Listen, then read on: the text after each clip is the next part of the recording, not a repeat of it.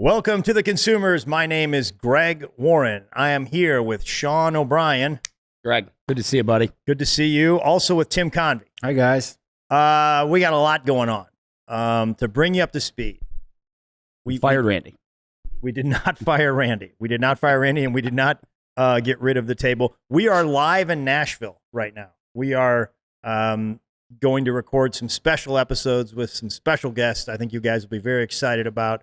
I've been on the road for about a month, so we wanted to record some comments for the upcoming episode, or for the episode that you're watching right now. Rubbermaid. Yeah, we're sort of out of sync. So we didn't have comments on last week's episode. I apologize for that. Some people were asking, did they get rid of comments? No. We're going to record the last week's episode, and Tim and Sean decided not to. So yeah, too busy. Right. Well, and I think Randy had a work schedule thing, and he was like overtime and stuff. You know, I mean, in fairness, Randy's fault. He's not here. That's what you do. You always pass blame when the other person's not around to defend themselves. Completely on Randy. Yep, Randy under the bus. Screwed everything up. That's why he's not here right now. We don't have part of his punishment. Yeah, we don't have to see him for like a month anyway, so it's fine. But yeah, we've got comments like Greg said. We're in Nashville. And speaking of Nashville, we're all performing this weekend at Zany's. Greg Warren headlining shows Friday and Saturday night, but Sean and I both on the show. So you don't get to see that often, all three of us together. So yeah, if you're anywhere in the area, come see us at Zany's Nashville in the Lab this weekend. 2 shows already sold out as we record this. Chances are at least one of these other 2 is going to real soon. So get tickets. Come see all 3 of us. It's going to be fun.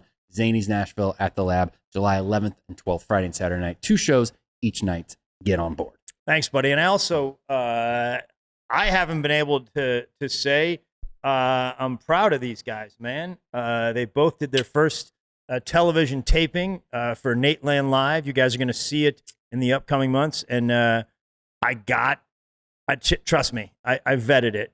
And these guys did really well. I had to go to like 6 or 7 different sources. Oh, yeah. Yeah. I didn't trust the first. So like after the 4th source, you're like, this. No, after the 4th, I was like, there may be something to this. Did you call Yakov? I did not call Yakov. Okay. I don't have Yakov's number. I had to follow him. Yeah, I heard you followed him beautifully. He did pretty good. Is that what he told you? Is that... yeah. I think he's just pretty doing that. The Yakov Smirnoff? Yeah, it's good. It's great. Yeah, thank you. I mean, it's no Venezuelan Tim doing the sports. It's a whole other dimension. Venezuelan Tim is the best character that's ever been on this Easily, show. man. It's so good. It's like every leap year. Just save it for a treat. I got to revisit that. I can't even remember I was talking to the Venezuelan guy was talking to David Spade, right? I don't remember, man, but it was in my country. Yeah. Yeah. I think it's slightly better than the Yakov impression. But yeah. It was really fun. It was, we did 2 different nights. We didn't get to see each other, but super fun. It'll be out sometime this year, both Sean's set and my set. And thanks to everybody at Nateland for making it happen. Yeah, 100%, man. Really cool. And some people came out from the group, consumers. Yep. Awesome to see everybody. You know, a handful of people came out. I think you had some people. And it was a blast, man. Yeah. Real fortunate. So some really proud of you guys. Yeah. It's nice. Thanks, Greg. Thanks, buddy. But yeah, keep an eye out. If you're watching on YouTube, it's going to be right here on this channel sometime in the next few months. So it'll be great. So we got a really cool episode coming up. Yeah. It is the Rubbermaid episode. Yeah. And we recorded it a while back. I don't remember what we said, but I remember enjoying myself. It was terrific. It was fun. Yeah, and we kind of had a little shift of gear, as you'll see in a minute. We had a little role reversal. Oh yeah. You'll see. Just keep watching. Yeah. That's right, man. I think it was a fun one. You would think maybe Rubbermaid. You know, why aren't they talking about Twinkies or the stuff they do? Switching gears and a lot of fun. It was good. Yeah, I mean, it was. I didn't know what to expect, frankly, because I watched it the other day, and it had been a while since we recorded it. And about 14 hours prior to that, Sean and I were screaming at each other in the studio, and I was like, I don't know. Some of that had to carry over, but we were very professional. Great, great chemistry. We button it up. Yeah, we did, man. You would think just like brothers, you know. You get in a couple arguments. Yeah. We hugged. I gave him a kiss. It was all good. It was good. It was Don't good. touch me. Yeah, you're in for a treat. But Hands off. yeah, let's do comments now. Sure. Yeah, let's get into it, man. We're going to get back to the regular format of the consumers pretty soon, but there's some travel stuff. And like I said, we got some really exciting episodes coming with some of your favorite guests, I bet. Yeah. So share, comment, get in the Facebook group. Smash. All that great stuff. These comments are drawn mostly from the Tasty Cakes episode. Which was the third in the trilogy, or sorry, the second in the Snack Cake trilogy. Some of our best work that we did. It was strong, real strong. And Sean, you're completely off of sugar right now, right? I'm off sugar right now, man. I'm like on day 13, I think. Day 13, and it's partially due to the snack cake run, right? It definitely wasn't helping, you know. My doctor's like, yeah, I saw you. I mean, this is public video. We can all watch this, and you're pre-diabetic, and you're like, I don't know what the problem is, man. I've been taking care of myself while I'm eating. What did we have? Hostess, Tasty Cake, and then what was the one before? Little Debbie. Yeah, I mean, we just went on a tear. Yeah, I mean, also, there's a lot going on with the snack cake stuff, and we're going to be back to Entenmann's. We'll be back to Bon Appetit. We'll be back to Bimbo. We're going to do another run, and we'll probably do an all-star episode at some point where we just rank them all, you know? Yeah, or, it's already the butterscotch. It's the Tasty Cake. I'm calling it. Yeah. I don't even need to participate in these games. Yeah. I'm calling it. Sometimes I think you don't even need to participate in the podcast. Thanks, man. No, but we did miss one on Little Debbie's, apparently. Yeah, that comes up. Oh, does it? Oh, yeah, we'll get to that. Okay, good. we got well, that. then let's go. I'm going to dive right Tim, in. let's start cooking, baby. Yeah. S. Murphy 006 says, if all three of you are, quote, not supposed to be eating all this stuff, maybe quit picking them as your brands. Totally fair. Yeah, that's As fair. we consume, we all go, oh, not I shouldn't, blah, blah, blah. And then week after week after week. Yeah, we just keep. It's usually like I'll do a good job on the podcast of like having just one bite of everything, and then I'll be like, well, I'm already on sugar, and as we're leaving the podcast, I'll stop. Yeah, things happen. Yeah, exactly. Well, it's fun. I mean, even if you have the one bite, we have 19 items spread out. So it's like, what do? You just do the math, and you're doing 4 cakes right there. Brandon Conrad 56 says, I like Greg. He's very funny. I like him too. But I have to say your taste buds are failing you. Peanut butter, candy cake, and butterscotch crimpet are the only ones I eat. Like Tim said, every other company has something similar to all the other items, and they all taste similar. As my daughter would say, you are basic. Wow. I know. You know what, man? I completely can accept that because those are the two overwhelmingly popular tasty cake items, and I didn't say they were bad. The candy cake, it just didn't do it for me. It didn't push your buttons, man. I mean, that's fair enough. The crimpet, I mean, it wasn't up there for me. I didn't hate it at all, and I want to point out that we would not have had one if I had not chased down a truck. Yeah, you made history, man. Yeah. People brought that up quite a bit. So famously in that episode, Greg was looking for tasty cakes everywhere. Lo and behold, there was a tasty cake truck in front of him. He followed the guy. The poor guy stopped the truck. Greg got out and gave him a $20 bill for a box of these tasty cakes. And he chatted the guy up. He was very, very proud of himself. Cody Thomas 9661 says, does anyone else feel like Greg chased down the truck for the story and then decided to do tasty cakes just so he can tell the story?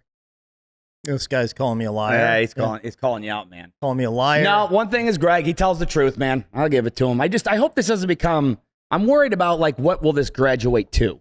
Like what's the next thing, in a year, there's I'll get the story. Brinks trucks and he always gets the story. Yeah. No, I know. I'm not worried about you Went to getting it. journalism school at University of Missouri. Yeah, no. And I graduated unlike Tim McKernan. Yeah. Yeah. Calling out McKernan. Calling him out, man. Poor guy. Encyclopedia Angie says, I read the Costco book and I can confirm that Kirkland coffee is Starbucks. Most of their store brand stuff is made by the leading brand. The rule is, we talked about this quite a bit, Costco stuff and the diffusion brand, stuff like that. Their rule is they will only make a store brand product if they can make it better and cheaper for their customers. They've turned down store brand deals when they weren't able to do it better or at a greater savings. So you can literally have 2 of the same product on the shelves at Costco and just choose to pay more for just the name. Wait a minute. Better and cheaper? Either one or the other. So they buy some national brand and they improve it? No. That makes their Kirkland thing. Starbucks, for example, they're like, oh, cool, we can it's Starbucks coffee, but we'll offer it cheaper. I gotcha. Or if some other way they find it, they're like, well, the Kirkland one is better. I get cheaper because there's not you're not carrying all the, the marketing expenses. Totally. But I don't know if I get better. I'd be interested to see what products they feel are better than the name brand. I don't know. Jack Woodman. None. Well, boy, big name brand guy. I don't. Yes. Do you know not what started this podcast? No, I understand. Well, I completely. I did not care for the private label. Yeah, I agree. In the case of peanut butter, I completely agree. But things like potato chips, there are things out there that are better than the market leader. I see. And I know you agree with that because you're a big potato chip guy. Yes. Yeah. There are some. Maybe. Yeah. There are. Maybe. There are. So what's an example of what's? Give me an example of a potato chip that would be what bootleg brand would be better. No, not bootleg. Not bootleg. Not private label. Just somebody else isn't. The big guy is in the case of Jif. Yeah. The big guy is making the best product, right? That isn't the case with potato chips. There's all those local, regional potato chip companies that tend to be a lot better than the products that like Lay's are putting on the shelf. Right. So like Cape Cod, but that's their own thing. You ever have Cape Cod? They're a pretty Cape big Cod brand, chip? though. They're up there regional? No, they're a national brand. Actually. Are they a national level? Yeah. What's the one you really like that's regional? Old Dutch. Old Dutch. Yeah. Yep. Old Dutch, which great is example. Minnesota Yeah. Really company. good. Outstanding. I think they bleed into Iowa, too. Jack Woodman Z9S said, Sean, it might be cheaper and more enjoyable to get the Mont Blanc Legend Cologne. I'm curious to get your rating. My wife chose it, and it is my signature scent. I saw that, and I really appreciate the participation there on that. That's a good attitude. Yeah. Know about it, have not hit the scent button on that. I don't know. I don't know. That's the same people that make the pen that you like? Yeah. I know. That's what I'm saying. This is like, we should split a bottle. Yeah, and a pen. Okay. Yeah, I'll do that. We'll go. We'll put a I'll pen totally and a bottle. It's a great idea. What if your pen costs more than my bottle, man? It will. It probably will. Yeah. I mean, we should. Which is, to me, is perfectly fine. Yeah, that's very It makes normal. sense. I mean, or you can take this for 3 cents. But it's fine. It's fine. We're You not going haven't to ridden with a it doesn't matter. It'd be cool to have. We should do Mont Blanc at some point. I agree. It'd be cool to have both those things on the desk. I'm all in, man. A cool Mont Blanc we can take turns with. Put our You little guys can initials. bang it on the table. Sure, when you yeah, talk. you love when we do that, right? Crazy. Jack Woodman went on to say, I am with Tim regarding pens and hope to own a Mont Blanc fountain pen in the future. Keep up the laughs. Love you guys. Thanks, buddy. All right, pen supporter. Thanks, man. John McConnell 1534 said, 1 minute we're discussing a GoFundMe for Sean to buy a suit. 5 minutes later, Sean is looking at Mont Blanc pens starting around $300. Don't ever change, guys. I'm going to buy one, I swear. But I was just looking. Jake McCleary 288 In all fairness, sure, he has money. Sean? He's just unwilling to liquidate his cologne collection, and the Mont Blanc pen. Something clicked where he's like, I might be willing to sell off some cologne to get a pen, not to get a suit. Agreed. Yeah. Which is which he's talked about. It makes perfect sense. right. Yeah. Well, and again, remember, I'm giving it 2 to 3 years, and I think I'm going to unload. I think 2028. Can't wait. I got whatever, 5-6 bottles gone. Make a profit. Have a nice day. Back to curve. Really? You're not even going to wear it anymore? I will. But I'm going to load most of it. That's my point. That's the whole idea behind this. Let it build, have some equity, sell it. Okay. But I'll tell you what, man, for a cheap product, if anyone, last thing on the Columbia, Curve, $12. Any your local Walgreens. Curve? Yeah. Did you even know what it smells like, Tim? No, not at all. Then, but yeah. just based Brain on the check name. on the attitude, man. Okay. Is it in all related to those fitness studios for women? Oh yeah, Curves. It would be nice if it was. You get if you're wearing it, you get a discount. They smell you when you come in. They're like, right this way. Yeah, we should just put that out there. Yeah. I'd like to see Sean wearing that cologne in one of those jazzercise classes with. Hey man, depending who's next to me, they might love it. You know, you never know. Yep. Yeah. Jake McCleary 288 said, I'm dying laughing at how extremely little peer pressure it took for Sean to give up his no sugar for 30 days diet. Tim and Greg didn't even have to pressure him at all. But maybe Sean, give me one of those. Maybe Give me one of those. Sean saw it coming. Give me one. And I'm a mess. to get ahead of We it. changed his life, by the way. Yeah. He said it was the greatest thing he's ever eaten. I'm telling you, I still stand by it. It's incredible. And That's I think true. a couple people were behind me on that. On the cologne front, I wanted to end with this. I thought this was good. Oh, please do. Grateful 5881 shared this. Sean is a doll, and I really like him. Oh, wait, sorry. I have two more. This is a separate one. Oh, Grateful 5881 said, Sean is a doll, and I really liked him not wearing a hat a couple pods ago. Gorgeous eyes and a dimple. No, Look way. out. That, man. Please don't give him trouble about falling off the wagon. As a man of the people, you did it for us, and we love you all the more. Look at this. I don't know. People love you. Getting a little red. Man, well, you know, She's calling you hot, basically, which if she would have caught you, what? dude, in 2007, Yeah, I was forget cooking, about it. baby. Yep. blown away, right? Yep. Anyway, Man, the people well, what a love you. sweet person. And I'll tell you what, next time I see you, you're getting something free. There you go. I don't know what, but And then speaking of the clone, I wanted to close with this. Yeah. No name. This person somehow didn't have a name in their comment. Said, I asked ChatGPT the following. What do you think a person does for a job if they own $6,000 worth of cologne? ChatGPT shared back the following.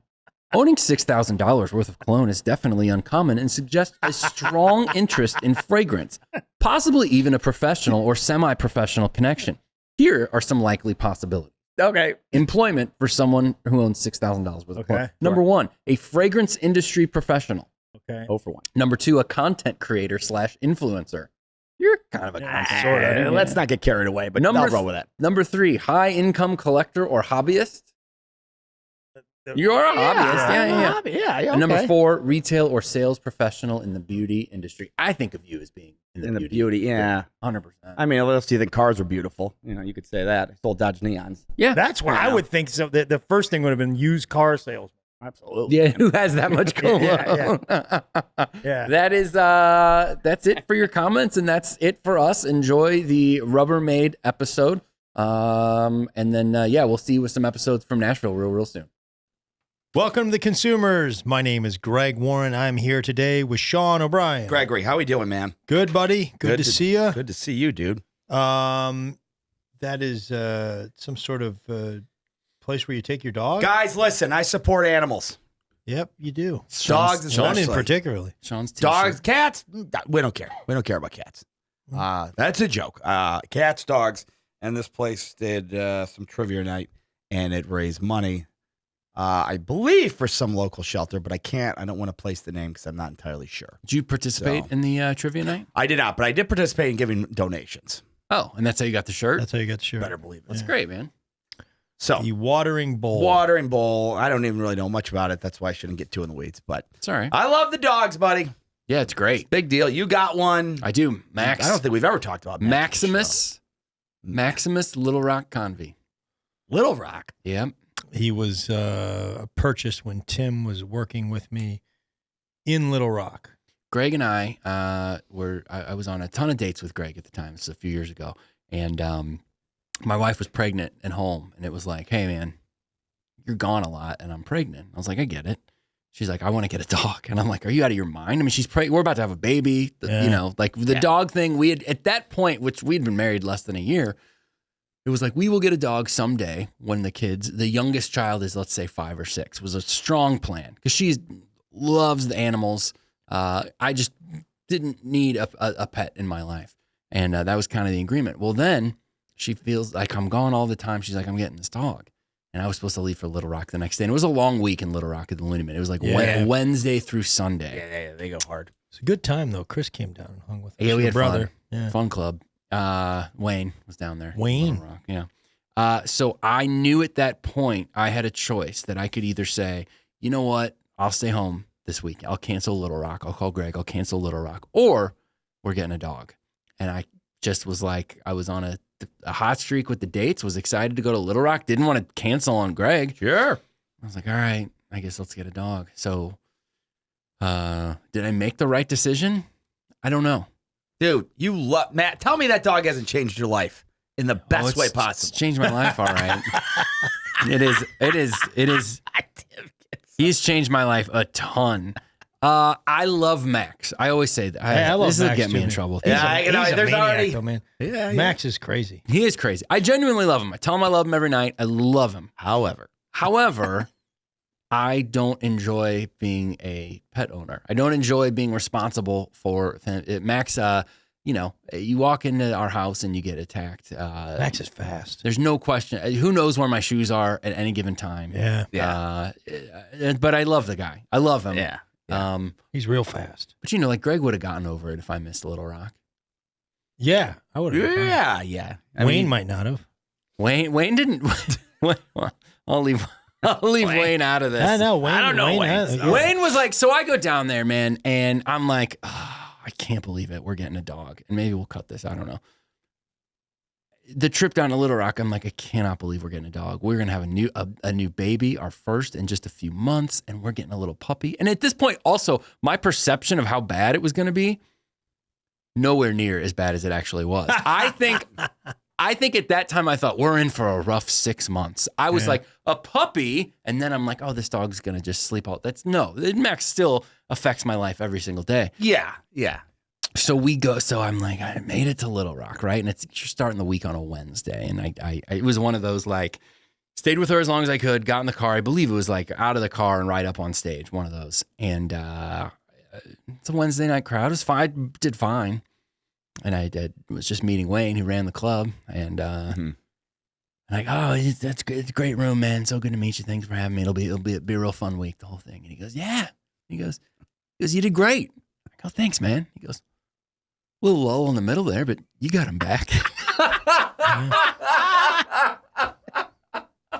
Just tell me you don't like me, man. Like, I mean, no, I know. I'm sure he wasn't wrong, but like it's early in your career. There probably was a little bit of a lull in the middle. I'm sure there was, and that is maybe the hardest room. Yeah, what a hard room. I've like begged Greg to bring me whatever it was 7-8 years ago, completely out of my league, and I ate it. I mean, hard. I was like, I got it, man. I was like, there's other guys featuring in town. I'm like, well, they feature down there. Yeah. So I could feature. Like, I'm doing that thing of, well, if they can do it, I can do it. I could not do it. Part of that, brutal. I'll admit, that was my fault, man. I don't think it was your fault. No, it was because I knew you were going to eat it. I knew how hard of a room that was. It is though, man. I knew, and you were like, I know, man. Hey, man, I could do the loony bins, man. So-and-so's doing the loony bins. And I was like, you really think you can do them? Yeah. Yeah, I can do them. I'm like, all right, let's go. I think I just I booked them. I'm not sure. Little Rock is by far the hardest. Yeah. And it just wound up, that was the first one, I think, for you.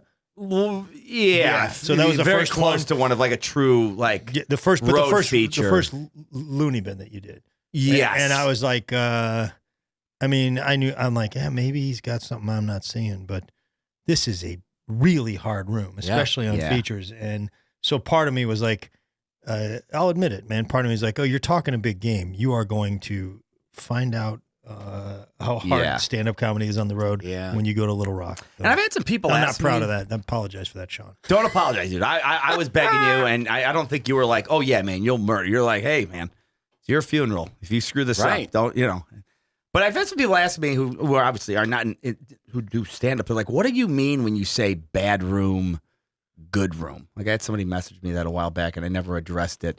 And I think it's a fair question. If you're just not doing stand up, Greg would be a good authority in this. Tim and I too. But what do we mean? Here's bad room, but tough room. Tough room. Yeah, here's the definition of a tough room.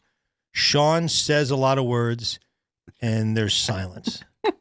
And then he says more words. Okay. And then there's silence. That's what a hard room is. Tough room. Okay. It's a tough room. Tough room. That's what you got. Tough room. And then he gets to Saturday. He's like, well, it's Saturday night. At least we're at Saturday. The weekend crowds are always better. Yeah. He says more words, and there's silence.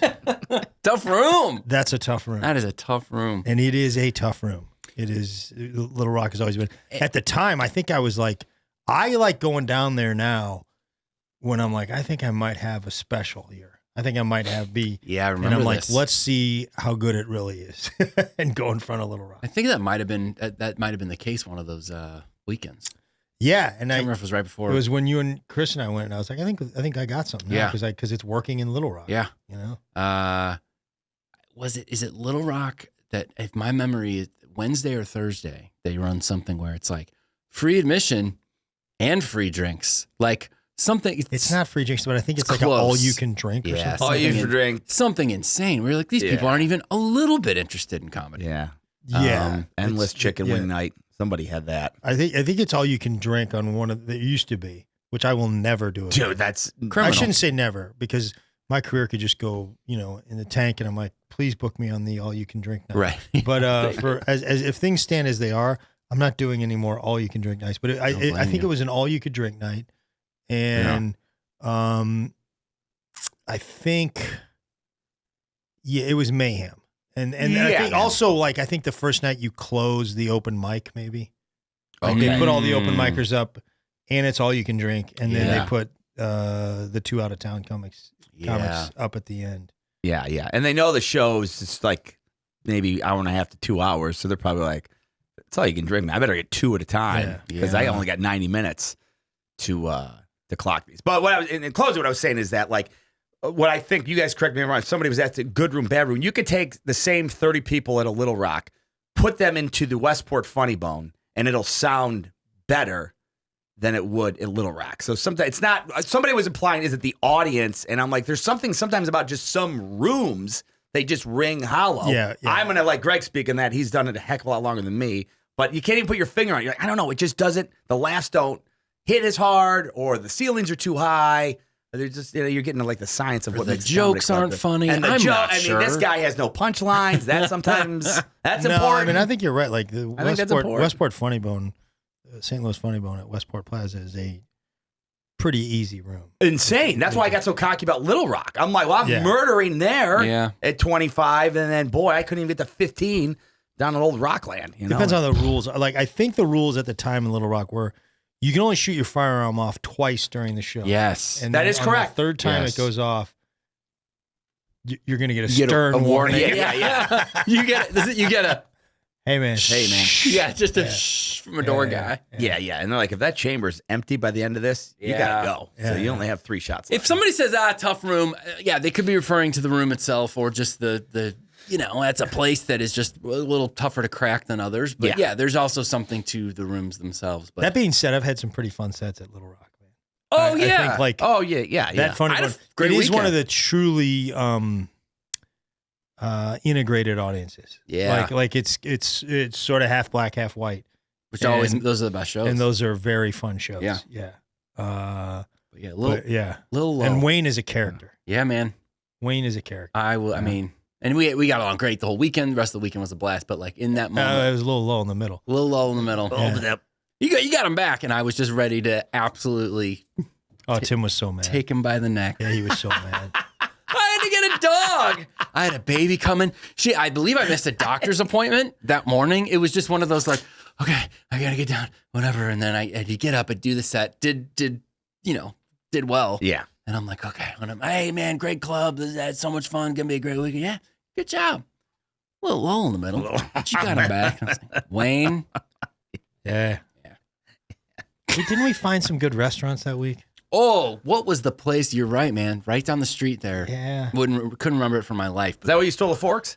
No, that was outside of Kansas City. That was Kansas City. On the Kansas side, so Randy told me I'm in the clear. Forklifter. Yeah. Man, I couldn't come up with the name of that place if my life depended on it. But it was real good, wasn't it? fantastic. Just me and you. Uh-huh. It was near the hotel. Great lighting. A million people were checking on us. Cheesecake Factory? No, it was Its own thing. its own thing. Really cool. Really good. Wait staff, I believe. Yeah, Yeah. it was great. I remember that. It was great. We gotta go down a Little Rock. I think I'm going. Nope. Yeah, Looney Bin? It's not on the. Yeah, I think, but it's one of those things where I'm doing some opening dates with Nate this year and some opening dates with Leanne Morgan. Okay. So this is, I think, the only market where it stacks up there. Like I'm doing opening for Leanne, and then 2 weeks later I'm opening for Nate, all in front of giant audiences. No kidding. In Little Rock. So we're like, we got to put something in the first quarter of 26 in Little Rock because it's cool. It's Nate and Leanne are very generous, but part of the cool thing is, if the audience likes you, you just say, hey, I'm coming back in 6 months. Yep. And you get more people there. That's great. That's a fun room. It's a tough room.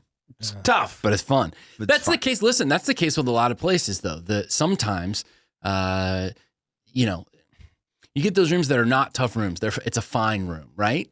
Your ceiling's only so, I don't mean your literal ceiling, but like there's those rooms, I would say, here in town, I would say Westport can be tough, but man, when it's great, it's the best thing going.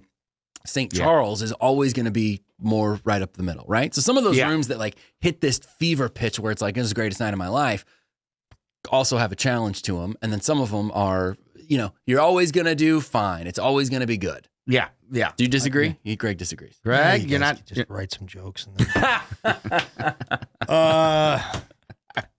also here today with Tim Convey. Good to see you. I got a dog. Oh, yeah. He's got a dog. He likes his dog. Doesn't love his dog. I love wearing his alma mater. And he's funny. We talked last week about Notre Dame, and he's back on it. Told you guys I was going to put it in a rotation a little heavier so that you'd I like it, man. Take it easy on They do have nice. I like their color. I like the gold and the dark navy. It's like iconic. Just iconic. Doesn't get much better than the N and the D. And the Nikki and Sarah live merch. Yeah, one of my old Nikki Glazer, Sarah Schaefer. Yeah. They had a show on MTV. They did a podcast that then they got a show on MTV. And I was on that podcast. That's what. Oh, were you really? Yeah, I was a guest on that podcast. That's live where, podcast in Indianapolis. It's where my brother and Nikki first met, working together on that show. Yeah, I remember. And so that's when I first met old Glaze. But yeah, it was a fun show. Fun, shot there. Yeah, there, we were just talking about MTV in Times Square, and right, really, really fun. Good times. Yeah, we got Timberlake on. That was wild. At that time, that was like, whoa. I mean, that was a pull. Man. Yeah. It's like getting Bradley Cooper on this show, which we're working on. Because I looked just like him 10 years ago. That's right. Right. Dead ringer. But yeah, Glazer's first show. Yeah, I remember I was, hanging out with her quite a bit in New York, when that was all sort of coming to fruition. It was very exciting. Yeah. Yeah. It was pretty awesome. Yeah. Pretty cool. Yeah. Yeah. And I like this sweatshirt, keeping it around. We're mixing it up this week. Yeah, man. We're off the cakes, man. We all have diabetes. So everyone's on Ozempic, and not because of we're fat. Well, I am, but they're not. So Randy had to get a wider lens to fit us all in frame. Yeah, we decided to take a break from the snack cakes. We'll get back to Entenmann's at some point. Mm-hmm. I had a blast with those snack cakes. Me too. And we all learned a lot. I hope that we did learn. I mean, the listeners, didn't get sick of the snack cakes, but no, man, they'll get in there and they're going to give us their thoughts, and there's a lot of learning, man. I've said it last week. The tasty cake was really a game changer for me. Yeah, and it's unbelievable how good that was. But the brand this week is, Tim, what is the brand? Rubbermaid. Rubbermaid. Can you believe it, guys? When you guys think Rubbermaid, what do you think? Trash cans. Yeah. Yeah. And you have a positive association with Rubbermaid, don't you? I do too. Yeah, man. It feels sturdy to me. Agreed. Yeah, it's like reverse knockoff instead of you're like, this is the real thing. Like I'm not going to go one higher. Yeah. Like if I see Rubbermaid on, it's like we're there. Yep. There's no like, what's the next one up? It's like you're at max effort. Yeah. That's where I'm at with Rubbermaid. It's the one you want. Now these for the listeners and the viewers, Tim's going to take the history segment this week. That's right. He's an authority on Rubbermaid. Brace yourself. One of the I am now world's most foremost authorities on. Yeah, I can't say that. Can we talk about? I can't because I can't say a sentence. He is one of the world's foremost authorities on Rubbermaid. Yeah. You've had a long association with the brand. No. I mean, just in the same way in the radio, weren't you friends with one of their brand ambassadors? Yeah, so I have a friend named Erin who I met because she's a big listener of The Courtney Show. Erin with an E? That's how I spell it, yeah. Okay.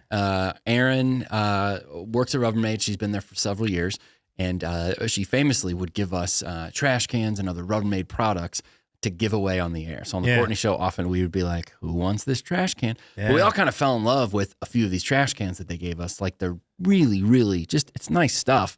So Aaron was kind enough to drop straight off to Randy's house quite a bit of Rubbermaid products. Pulled up to Randy's house, and we just started bringing stuff in. And you did get a trash can? You said? Pardon me? Did they give? Oh, I've had one in my home for a while. Real nice, big ones, like metal one. Greg, you know what we should do? What's that? That's because Tim was into the wacky. That trash can. No. Oh, boy. Now, guys, hold on. Listen. Sean, I know where you're going with this. Well, now, listen. Don't give him any ideas, man. Look, I'm just saying this is bigger than a shopping cart. I'm just saying, is it more of a comfort Who gets in there, me or you or Tim? We all do, man. Great. We all plop in and legs kind of hang over. Yeah, and then I'm just saying for the next cover of whatever. yeah. I'm throwing out ideas, guys. Yeah, well, I mean, you got a headline in mind? I'm sure Tim does. I think it's you're the grouchiest, so you're in the trash can. Yeah, got it. I'm the dumbest. Sean's kind of a snuffleupagus. Yeah. And I guess I'd be. What do you think, Randy? Big Bird? That's funny you said that. I was thinking Big Bird. Yeah. Yeah. Okay. All right. Big Bird. But anyway, so yes, over the last few years, I've learned a lot about Rubbermaid, and it is a brand I'm very, very fond of. And yeah, we got a lot of product in here, and yeah, Ooh, we're cooking, man. Let's talk about the display case, the Sure. display shelf. These mini trash cans, are those just replicas? Now, can you open one up? Yeah, sure. Yeah. So is it? It's more just. I think it's more of just kind of a giveaway thing. So Aaron does sales for different commercial places. So say hospitals. But you could put stuff in here, right? Absolutely. It's great to hold pens. Pens. That's what I use it for, yeah. Or pennies. Change. What'd you say? Yeah, I just said pennies. You got it, man. Pennies. Change. Tim, you could put golf tees in here. I guess. I didn't say It's a nice piece of business. I don't here. play golf. It is. And that top seals on there, those are real, real nice. And then the other thing that's become quite popular on the Courtney Show are these spatulas that are incredible. This is a high heat spoon scraper, and then the other one's a more typical spatula. But the heat, these things go up to 500 degrees. Wow. Yeah, once you use one of these, you won't use a regular old spatula. I love it, man. And Yeah, are you because stirring Scraper. you're stirring something in the pot that's Yeah. cooking. yeah, like scrambled eggs, for example. You can kind of wipe the corners. This is all Emma makes scrambled eggs with. It's these things. Bingo. Yep. And then it's got the little cutout so that when you're on the edge of the bowl, you can work that edge of the bowl and you don't have to worry about the heat. Oh, Yeah. man. Or you could sit it in the pan on the. You're probably not. Yeah, and they're supposed to. saying that they can get up to 500 degrees, and it's not gonna chemicals aren't gonna bleed in, nothing like that. Yep. Yeah. I like it. Yep. Pretty cool. So they just. 501 turns to liquid. That your liquid and We warned ya. you. We Yep. told you. Yep. Yeah. But yeah, they make good. So we'll get- $4.99. totally fine. Absolutely fine. Yeah. Yeah, no problems. And at all. Emma, make a lot of scrambled eggs. She does. Yeah, she's great at it. I can't even explain it. Her scrambled eggs are so much better than mine. Man, I'd like. Man, I know it's a weird thing. I'm not So around on the easy. weekends much, but I'd like to get over there. Yeah. And you think I'd be welcome for breakfast? For sure. Yeah. You're gonna have to watch Spider-Man with my kids. I like Spider-Man. Classic never dies. We'll cook you up some scrambled eggs. It's not a problem. My problem is the egg over easy. If I can nail it, which I'm about 1 for 15, it is nice. Yeah, that's but what- I just, man, I'm YouTubing. Yeah. And one guy's like, you got to flip, and then I flip, it falls on the floor. Yeah. I mean, it's a whole problem for me with the over easy. So sometimes One guy says you got to smack it up. One guy says you got to flip it, and the other one says Smack it up, flip it. What is it? I don't know. rub it down. And then there's a fourth guy, and what does he say? I don't know. Oh no! What is that from? Bell, Biv, DeVoe. Oh, okay. Now you know. Yeah. Yeah. Now you know. oh, yeah. All right. Bell Biv. Yeah, I remember those guys. What was the big hit? Poison. Poison. Now we're talking. Poison. Yeah. Yeah. Very rude to people who stutter. Girl is poison. Yeah. Very pretty song. Great. Well, you know who was sampled in that song? In the song Poison? Yeah. Who? Porky Pig, I'm pretty sure. How so? Funniest thing I've ever seen on television. Started, I saw it when I was probably 7, 8 years old. Okay. Still the funniest thing I've seen on television. My favorite thing. Okay. It'll never be beat. Porky Pig's trying to explain something to somebody. Mm-hmm. And the guy goes, you know, Porky, when he gets to stuttering, his Yeah. Yep. you just don't know what he's saying. Sure. The guy goes, here. And he hands him a piece of paper and a pen so he can write it down. P dash, P dash, P dash, P dash, P dash. Come on. Is that not comedy? It's great. Similarly, my brother's favorite joke of all time, and I cannot remember if this is Looney Tunes or Tom and Jerry or maybe even Mickey Kern or Mouse. Chris? Chris. His favorite thing of all time, and he and I will both pull this regularly on each other, on other people. There's a whole cake, right? Yeah. There's a cake just sitting there. Yeah. You get a knife, right? You're like, I'm gonna cut myself some cake. and you cut a slice out of the cake. Yeah. And then you take the rest of the cake. Love it. That's good. Was that cartoons or was that cartoons? It was cartoons. Just the Yeah, one. that's You remember that's which the power cartoon? play. No, that's what I'm saying. I gotta find it. I'll tell you my other Find it, favorite. Tom and Jerry. It's great. We used to do this in college. It was Heckle and Jekyll, Sure. and they were doing the Big Bad Wolf. I think The what? Oh, the Big Bad Wolf or something. Yeah. And, I think Heckle and Jekyll were cops or something in this performance. okay. Yeah, they took some liberties, and they had the wolf, and You're saying wolf, right? yeah, wolf. Okay. Is it, wolf. Wolf with an Wolf. L. Okay, wolf. There's an Yeah. L in there. Anyway, they Yeah. got the wolf. Okay, and by the way, there was this comic in Cincinnati that Eric. Man, I gotta remember. A nice guy, but Eric nicknamed himself the Wolf. Oh, really? Yeah. We called him the Wolf.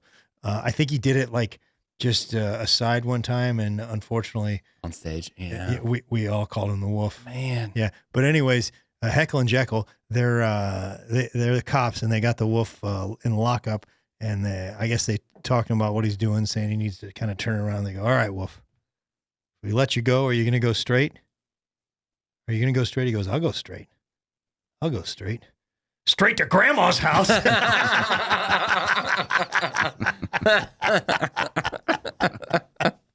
What's that? That's Heckle and Jekyll. Heckle and Jekyll. Ah, that's good. Yeah.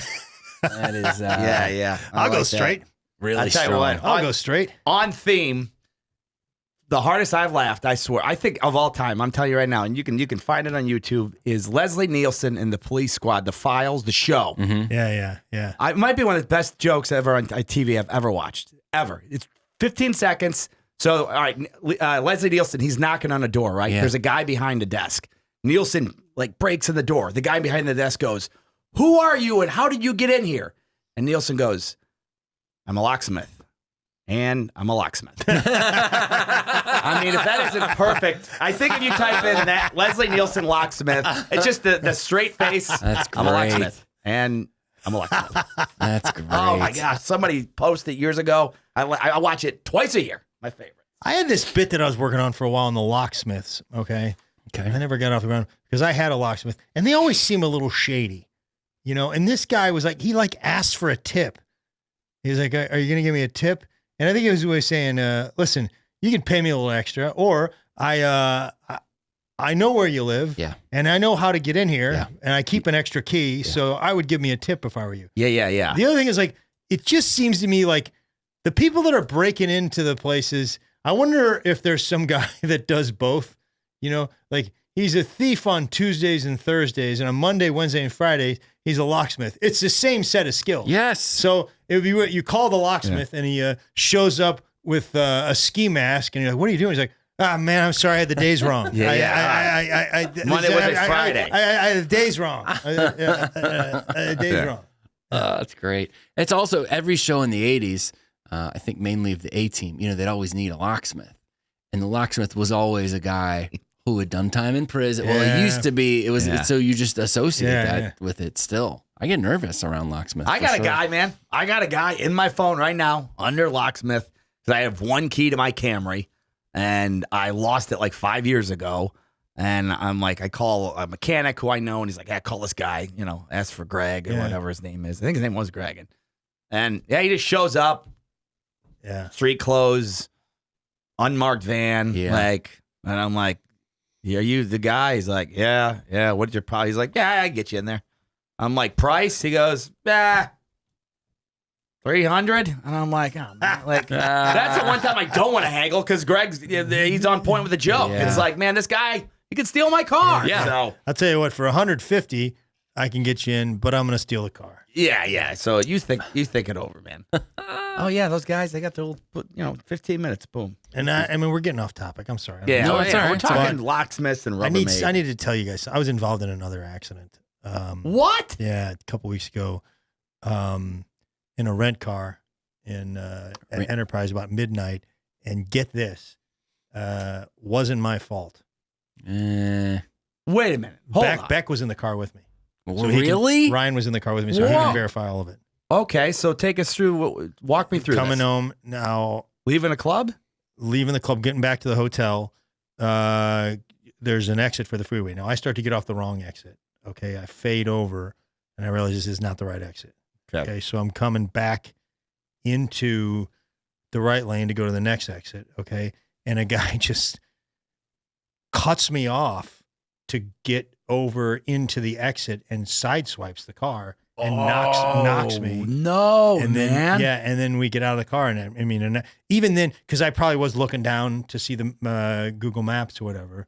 You know how I am with my phone, but and I looked down, but at the time, if Beck wouldn't have been there, I like, this is always my fault, you know. So Beck was like, dude, that was not your fault. Right. You didn't do anything. And the guy, there was a language barrier, and we had to get his insurance, and it's like, and now I don't know what to do because like I got the bill finally from the rent car company.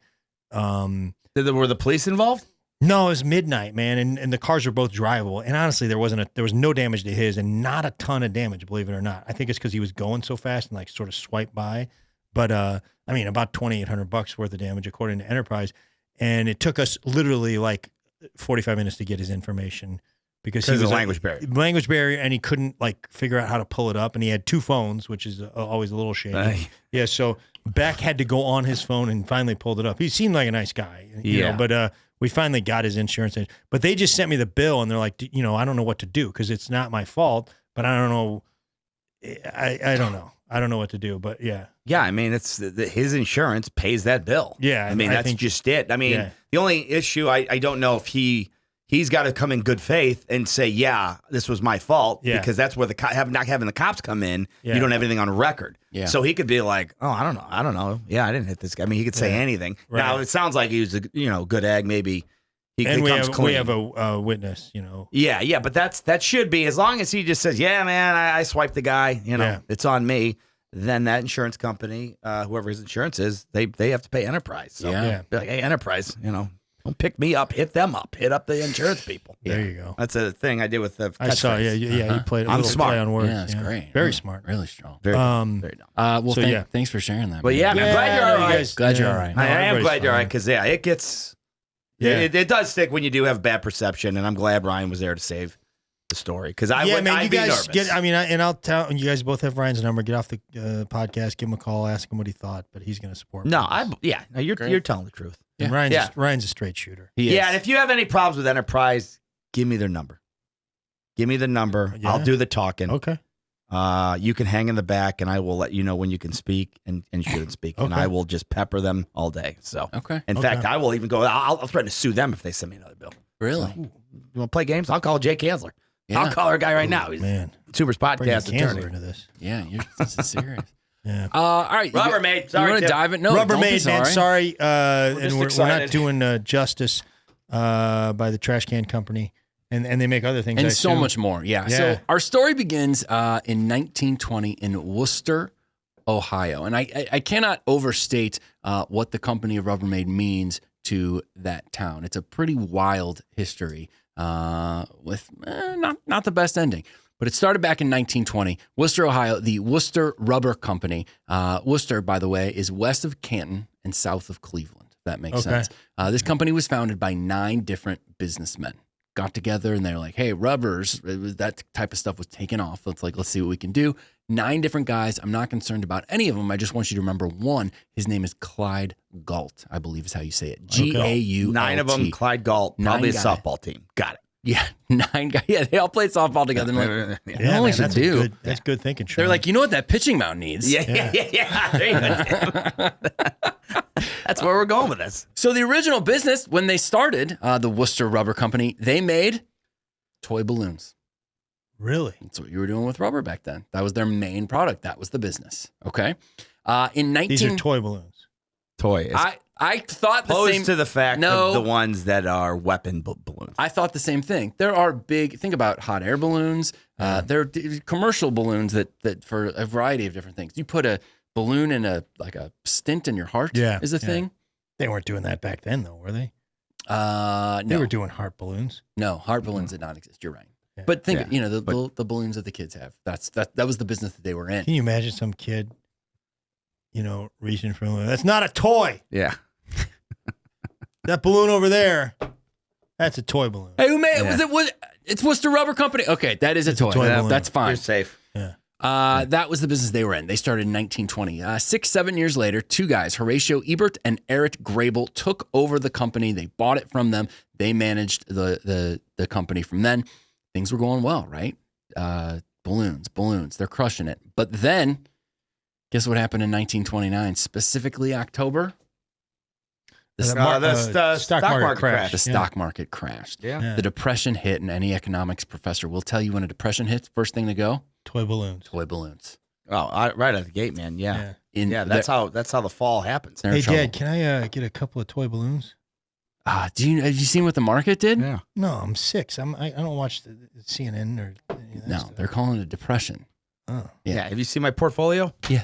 We got Again, a real I'm mess 6. here. You're supposed to diversify. I watch CNBC, I guess. Get you some of these commercial balloons, but toy balloon gone. Forget Okay. about it. All right. They could not make ends meet, and they're in the rubber business. I mean, if you can't make ends meet, Yeah. there's flexibility. Yeah. That's right. a good point. I mean, usually when rubber's involved, you can get the ends to meet. For sure. Yeah. Yeah. And often when you're really in trouble, it meets the road, and then you got decisions to make. I gotcha. Separately from the Worcester Rubber Company, in 1933, a guy named James R. Caldwell, he's important, James R. Caldwell and his wife Nateland began experimenting with making household products from colorful rubber. He was kind of a chemist in the rubber game. They were making different things, the colors, they were into it, and they started making household products. This is in New England. This is in the 20s that they started. And in 1933, they got their first patent. It was a blue rubber dustpan. They started selling that product and more. Go ahead. Just a question. Sure. I assume this wasn't a toy dustpan. That is accurate. Okay, good. It was actually for real dust. Got it. That was the first thing they did. And then they sold them door to door. They called those products Rubbermaid. Really? Yep. So they're selling dustpans door to door. Yep. Hey, you have any dust? I got a pan I can put it. Yeah. I want to put it in this pan, and it's blue, which is kind of cool because you think of the old ones, the metal dust pans back in the day. It's kind of a cool thing. That sales call. You want to be the salesperson, or you want to be the? No, I'm going to be the potential customer. Yeah. Okay, so you're not interested at first. I'll give you that. Yeah. All right. Hey, listen, sir. I got some dustpans for sale. Okay. Yeah. I'm not interested. It's blue. Come on in, honey. Grab the kids And the checkbook. Yeah, and the checkbook. Do you want to see it? No. Now would you like 3 or 4 of them? Yeah. We can There's we can a born do salesman. right there. You had me either or them. You had me at blue. So they're going around door to door. James Caldwell and his wife, door to door, selling this Rubbermaid stuff and having some success with it. Just dustpans, though. Other kitchen items. Okay, gotcha. Again, also rubber. In 1934, Horatio, of the two guys who were now owning this thing, he ran into some Rubbermaid products in a New England department store. Things were going well for the Caldwells. So they're moved on from door to door. Yep. They've got some retail stuff. And Horatio sees this thing and goes, man, this could be what we need over at Worcester Rubber, because at that point they're struggling, depression and stuff. He engineers a merger between the two businesses. This happens in July of 1934. They maintain the name the Worcester Company, and the new group started making the household products, and they called them Rubbermaid. So Worcester is the parent company at that point, Right. but the line that they're doing is called Rubbermaid, and this is very important. Caldwell from the East Coast moved to Worcester, Ohio, and became president of the company. Okay. These owners were like, this guy knows what he's doing. Yeah, we're gonna bump him. Yeah, he's gonna run it. So they're crushing it, right? Worcester Company, they're together. Household items. Go ahead. I know a little bit about this, and I want to make sure I'm clear here. Yeah. So the company that made the toy balloons, Mhm. when depression's going on, they're not selling anything. Correct. And Things are then they found this. Yeah. And when they were at the depths, from what I understand, when it was way down there, Yeah. things weren't going good. Yeah. And one of the guys said, he goes, "We're gonna bounce back." Yeah. It's good. I've got it. Do you see where I was going? Yeah, there? I've got it.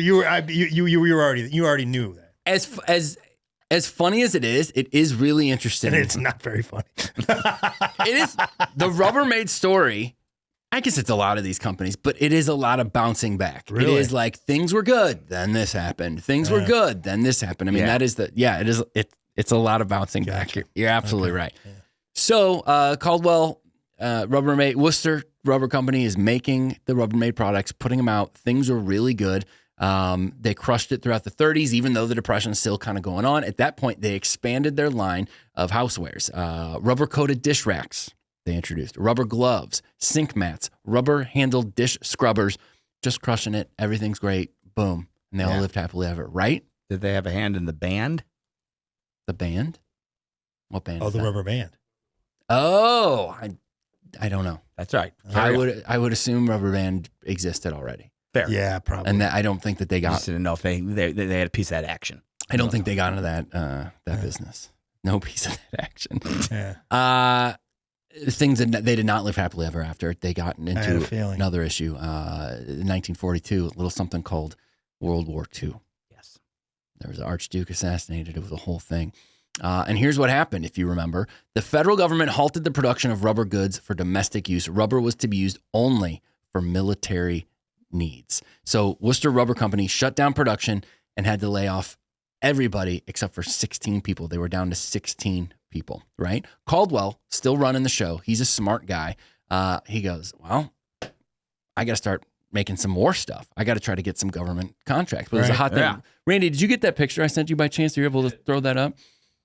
So to give you guys an idea of stuff, because you're like, they couldn't make rubber. We've talked about this with other brands. They're like, the government shut down production and all these things. And it's hard to understand, but this is artwork that was around back then that they were like letting people know, hey, America needs your scrap rubber. So it shows a gas mask requires 1.11 pounds of rubber. A life raft requires 17 to 100 pounds of rubber. A scout car, 300 pounds of rubber. And then a heavy bomber requires over 1,800 pounds of rubber. So that being the case, with all those important things, they were like, you guys aren't making balloons anymore. You're not making housewares. Forget, you don't need a blue dustbin. We're fighting the Germans. I mean, what if one of these bombers gets a little dusty? No. In the inside. They just dealt with it. Just dusty. I mean, just write your name in the dust and be like, please clean me. Wash me. You know what I do with the cars? So that was the rubber situation back then. Caldwell's smart, and less than 6 months after the freeze on rubber, he secured a military production contract. So for 3 years, the plant stopped making dustpans and dish racks and started. I know what they made. Those things where the kids sit on the bouncy ball or whatever. Oh yeah. And then and that's how we beat the Germans. We dropped them out of the plane. We dropped them out of the plane. They just bounced. And then there's just there's Marines bouncing up and down on those things, and you just didn't see it coming. The total try to shoot at that. Try to shoot at 1,000 Marines bouncing up and down. Forget about it. Yeah. Wave that flag. So rubber parts for bomber planes, self-sealing fuel tank tops for airplanes, life jackets, tourniquets, all that stuff. He was in all this stuff. Dude, he got into, I mean, he turned the thing around. Caldwell. Yeah. Caldwell was great right at the beginning. They were down to 16 employees. They kept going. By 1944, back to 500 employees. He got to rehire. Wow. He got to rehire a lot of the people he had to let go. Yeah. And then people from the surrounding area, he brought them in too. Like, it was a big employee, and just, again, kind of the heartbeat of Worcester. You think, like, when they were going down the list, when they were rehiring, they're like, let's get everybody back. Let's get Stevens, Johnson, McClanahan. Sure. You think it was like they still not so fast, Greg. Yes. His productivity in the last quarter. He's late half the time. We don't need everyone back. Is what I'm saying. Some of this was a blessing. Yeah. He's always taking the dustpans home. I mean, you cannot trust this guy. So all of a sudden, again, booming during the war because they shifted gears, they pivoted, and it was great. So then post-war had all that momentum, things are good, and the culture shifted. So in World War II, it was all about Rosie the Riveter, but now it was all about June Cleaver. The whole domestic housewife. During the war, so many women are working in the war effort, but now they're at home, and that, they're raising and it's families. real dusty. and it's real dusty. It's at this extremely point. dusty. The war had been going on for years. Real dusty. What dust is like. 50s and 60s, Rubbermaid very much was working, man. That's light. There we go. Got dust all over the floor. Dust on the floor. I'm talking about dust on the floor. I'm talking about dust is light. 50s and 60s, they marketed to the housewives. They were blowing up. The sales doubled in the first 5 years after the war. Think about that. Doubled. And they're again selling dustpans. There's some other stuff they're in other stuff at this point. All of the, I talked about the rubber gloves, everything involving that sort of domestic, whatever. They knew what they were doing. And you look at the some of the ads from the 40s and 50s, it's just what you think. It's like that perfect June cleaver with the apron, and it's like how cleaning the house in heels, all that stuff. Yeah. Looking pristine and So sales doubled right after the war. It was crazy. 1947, Rubbermaid introduced a line of rubber automotive accessories, so they were expanding the brand. In 55 and 56, the company ventured into plastic products. They were like, we can get in that game too. In 1955, Worcester Rubber Company had their first public you think this offering. is plastic or rubber? Plastic. Plastic. Right. Sounds like plastic. No Sounds like it. No bounce. Rubbermaid became such a strong brand that in 1957, the Worcester Rubber Company changed their name. They just became Rubbermaid. Yeah, it's about time. They said, this is what's paying the bills. This is the whole thing. This is what's going on. So again, crushing it, that post-war momentum. And now, do you guys remember the 9 guys that started the company? And I told you to remember one. Softball guys. Do you remember who I told you to remember? Caldwell. K-Wall. Clyde Galt. Clyde Galt. Ah, man, I was close. I had to kind of connect the dots on my own here in my research, but it seems to me Clyde had a son named Stanley, and in 1979, so again, they're crushing it. In 1979, Stanley Galt, who was born in Worcester, Clyde's son, was named chairman of the board, CEO of Rubbermaid. This guy was a legend, as good as it gets. Some of the things he did, unbelievable. First of all, right when he took over in 79, cleaned house. He fired all but 2 managers in the entire company, reorganized it, led the company through a bunch of different, he got rid of the lines that weren't selling things, got rid of the people that weren't bad, and then they diversified, expanded. Did he have the steamer? Invested in new product because his name was Stanley. No, that was not. Hey guys, what do you want? I'm throwing. It's great, man. It's my first time in the seat. It's Stanley Steamer, man. They clean my carpets, man. They do a bang up job on my end. Tim's running the show, but if it were me, I'd shut the podcast down right now and go out on a limb.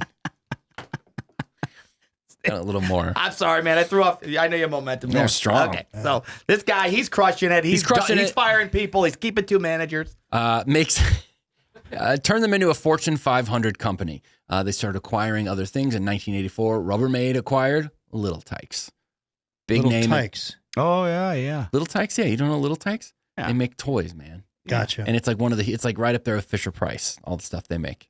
It's what kind of things? Like wagons or I have a little projector that does storybooks. Oh yeah. That I do every night at bedtime for my sons. Yeah. Oh, that's pretty cool. Yeah. yeah, the that car. thing? That's the what I was car thinking. is their thing. Man. That's what I was thinking. It's The cozy coupe. It's called. Yeah. It's you guys. It looks like a. I mean, it's. I wish I had something like that when I was a boy. Oh, dude, I did. I love that thing. I'd smash it into real cars. It was amazing, man. It's like 4 years old. I just kept bonking into stuff. I got in a lot of trouble, but yeah, those were fun. Little Tykes cozy coupe. So that's Rubbermaid, or at least I do that with my Acura now. yeah. You just Great. Put back on top of that thing. You get it. And then I don't know if it's Graco or Graco. Graco, I think it's baby stuff. Yeah, look at you. Yeah, Graco is like strollers. I think it is a hugely huge brand, profitable brand. I believe. They took that over in 1996, so they're very much really in that game. Yeah. So it's big. However, like we said, it's a lot of bouncing. But again, you can't say. I mean. This is like a thriller. It's a good one. I know. Yeah, I know. I mean, you think you turn the corner, and then I thought Galt had him sort of. What? I thought they were set. Yeah. Oh well, no. It takes a turn, but it's a wild story. But it takes a turn post Galt. Galt was killing it. Every CEO afterwards, they paled in comparison, and everyone's like, he's no Galt. And Galt. This guy crushed it. So Galt retires in 1991. Okay, leaves Rubbermaid.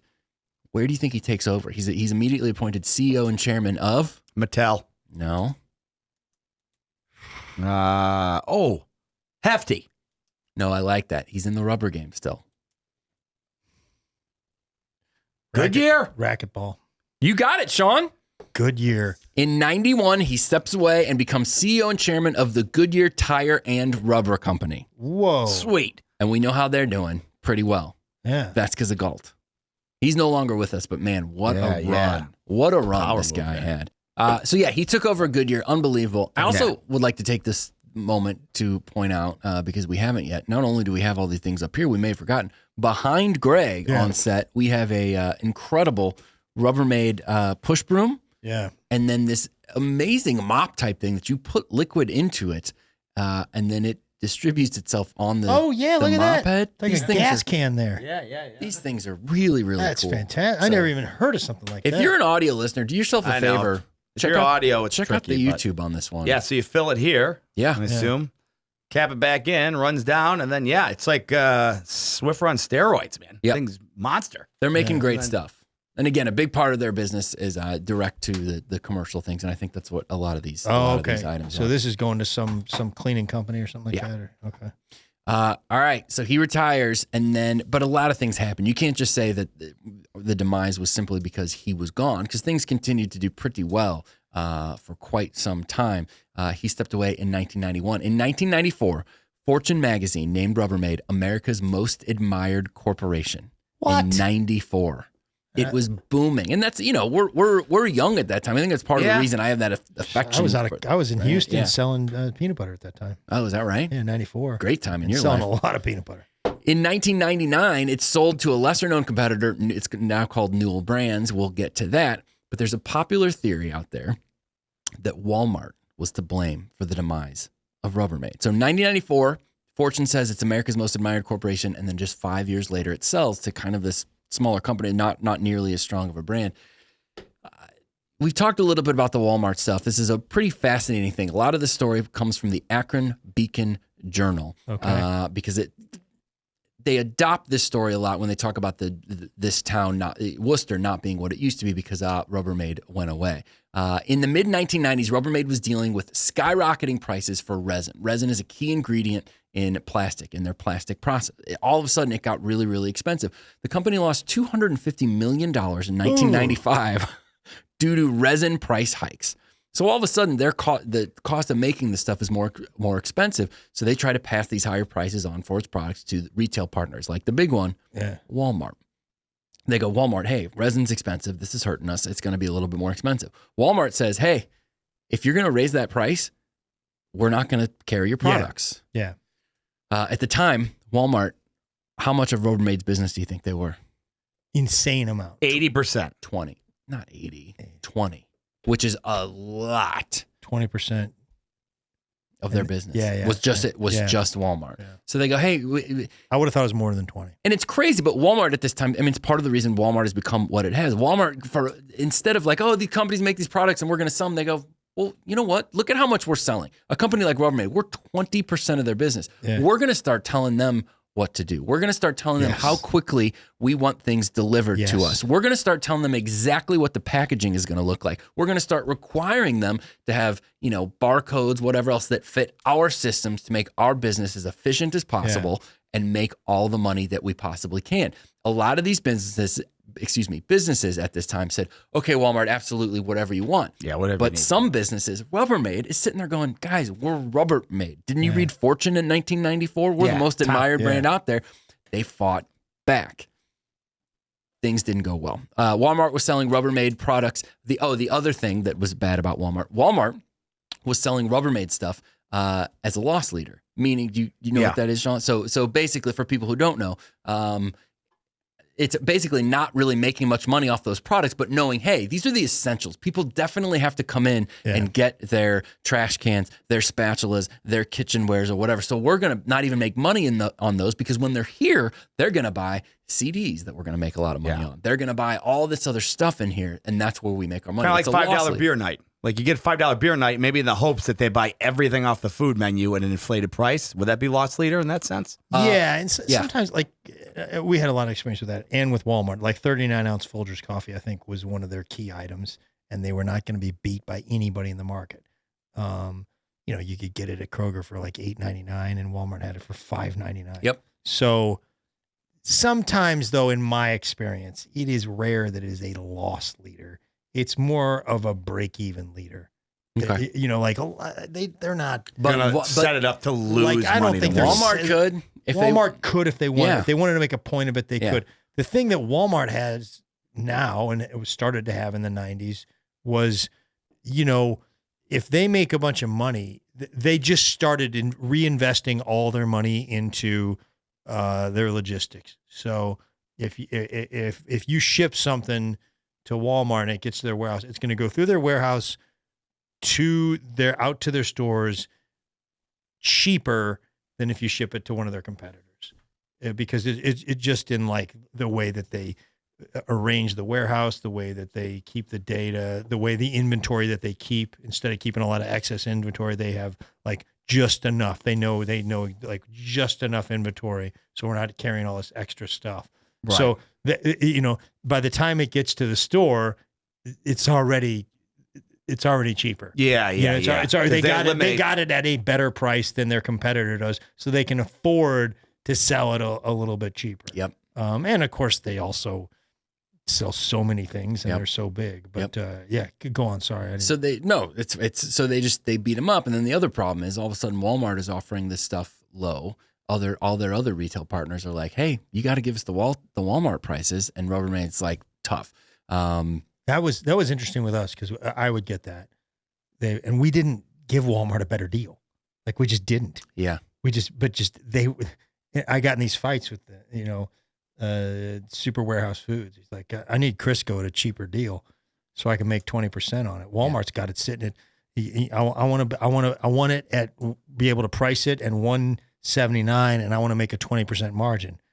And like, there's no way to do that. And they'd be like, Walmart's selling it at $179. I'm like, yeah, and they're making a penny on it. Yeah. Or, and they're making, they're making 5 cents on it. Yep. And then they were like, well, we're not going to carry your product. We're going to carry the private label. And I got caught up in some of that. Ugh. Yeah. It's tough. Yeah, that's a war out there, man. We've talked about it. But and there were casualties for sure. Companies that went out of business because they didn't play ball. Rubbermaid manager said they backed us into a corner. We couldn't recoup our product development costs before they'd slash prices. That led to less innovation. So they stopped being on top of the game of like, look what Rubbermaid has now, because that's where they cut when Walmart started putting the screws to them. When Just Rubbermaid, one guy.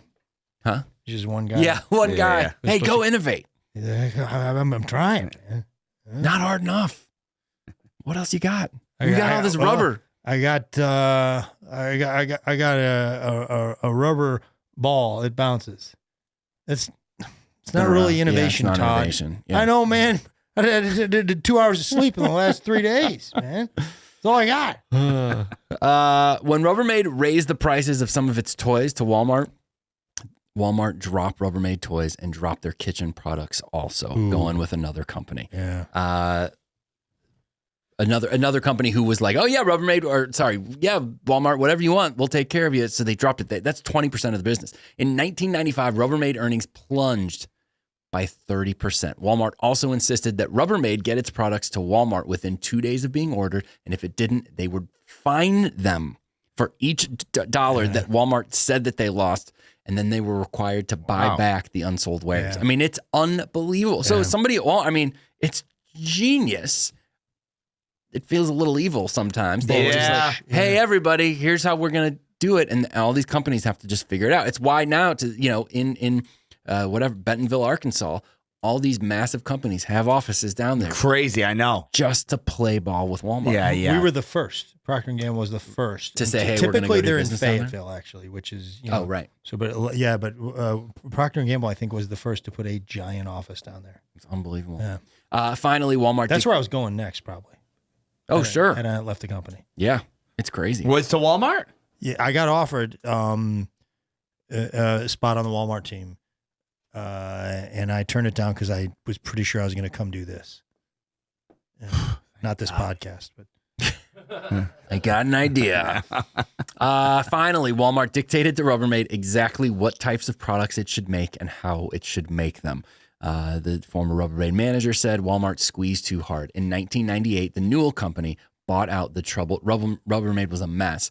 They bought the company, and their products started to reappear on Walmart shelves, ostensibly because Newell Company agrees to do things, quote, the Walmart way. Yeah. They were already in the business of you know, hitting all Walmart's requirements, so they took over Rubbermaid and whatever.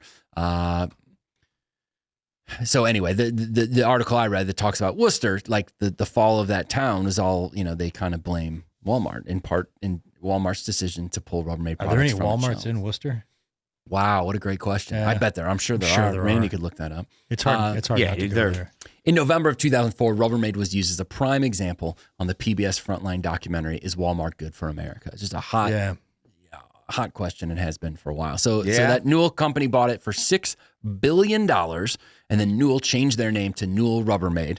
And then they changed again. Now it's Newell Brands as of 2016. They had a presence in Worcester. In 2003, they moved the headquarters to Atlanta. 850 manufacturing warehouse jobs would be eliminated. Office jobs all moved. And then a Rubbermaid distribution center stayed in Worcester until fairly recently, and now it's gone. Okay, so it's out of Atlanta now. The Newell is in Atlanta, but Aaron told me that Rubbermaid is in somewhere in North Carolina, if I'm not mistaken, is the Rubbermaid stuff. Could you tell us what some of their best-selling items are? Yeah, best known for food storage containers is a big part of what they do. Definitely, man. Yeah, that makes Trash sense. cans. Yeah. Sheds. My neighbor just put one up, like one of those things that you kind of put together real easily. And it's just this really strong, cool structure. It's a part of their business. Step stools. I have a Rubbermaid step stool at home. That's great. Shelving. Laundry baskets. I got some Rubbermaid. I mean, they make it's great stuff. Laundry baskets, definitely. Storage bins. Yeah, I got some of that. Rubbermaid is the way to go for those. Yeah. Air fresheners, they're in that game. Are they? And a bunch of. Is it a Rubbermaid brand? That's a great question. I think so. Rubbermaid brand air freshener. And other household items. Yeah, Randy, could you take a look at that? Yeah. It looks like there's a Walmart Supercenter in Worcester. Okay. Yeah, which is crazy. I'd like to get out to Worcester one of these days. 3883 Burbank Road. But Aaron brought us a bunch of stuff. They're also, these microfiber towels they're really into. These things are pretty cool. Know all about them. And then I think this is like a commercial product, but this is pretty cool. It's one of those little cubes. It's got disposable microfiber cloths in these things. Very excited about this. So, you have them in the shop, right? You just take them out, you wipe stuff. Is that wet? Throw them away? No, they're dry, right? So that's a dry. Yeah, there's a dry. So you just wipe something down and then you throw it away. Throw it away. Okay. Yeah. Just that easy. You know what we use those for? Golden tea to clean the deck. Oh, really? Oh, really? That's great. More microfiber towels than doesn't have to be specifically rubber. Looks like it is under the brand name Rubbermaid, these air fresheners. Those are good looking. Yeah. A couple other cool things. So this is one of those metal trash cans. That's a good looking trash can. Really like Do you think that's a bathroom trash can there or maybe the laundry room? I think it could be a lot of different things. I'd go office. I think office is where it is. Yeah, that's right. an office trash can if I've never seen one. It's really That's an office trash can. You got some of the guys probably wadding up a piece of paper playing a little basketball. 100%, man. Yeah. And they're gambling. putting money on it. They're definitely gambling. Our past guest, McKernan, probably, I don't know, I bet she bets 500. Yeah, 500 a game on that. And then what's he say when he misses? Double or nothing? Double or nothing. Every time. Yeah. Every time.